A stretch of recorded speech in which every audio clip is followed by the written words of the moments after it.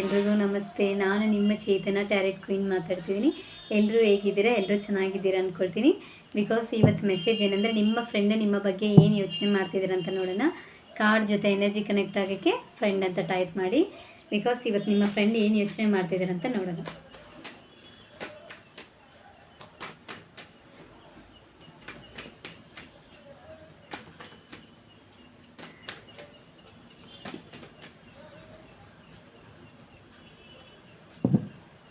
Wow, current situation ನಿಮ್ಮ friend ನಿಮ್ಮ ಬಗ್ಗೆ ಯೋಚನೆ ಮಾಡ್ತಿದ್ದಾರೆ ಅಂತ ಬರ್ತಿದೆ.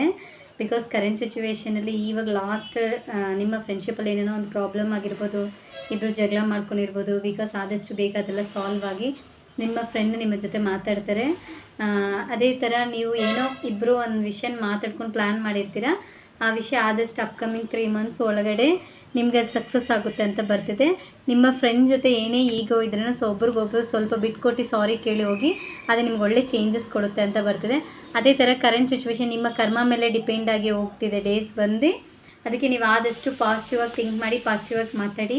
ನಿಮ್ಮ ಫ್ರೆಂಡ್ಸ್ ಖಂಡಿತ ಕರೆಂಟ್ ಸಿಚುವೇಶನ್ ನಿಮ್ಮನ್ನ ರೀಕಾಂಟ್ಯಾಕ್ಟ್ ಆಗ್ತಾರೆ. ನಿಮ್ಮ ಮೇಲೆ ಒಳ್ಳೆ ಒಪಿನಿಯನ್ ಇದೆ ಅಂತ ಬರ್ತಿದೆ. ಈ ಮೆಸೇಜ್ ನಿಮ್ಗೆ ಇಷ್ಟ ಆಗಿದೆ, ನಿಮ್ಮ ಫ್ರೆಂಡ್ಸ್ ಆರ್ ಫ್ಯಾಮಿಲಿಗೆ ಶೇರ್ ಮಾಡಿ. ರೆಗ್ಯುಲರಾಗಿ ನನ್ನ ID ಫಾಲೋ ಮಾಡಿಕೊಡಿ. ಬಾಯ್.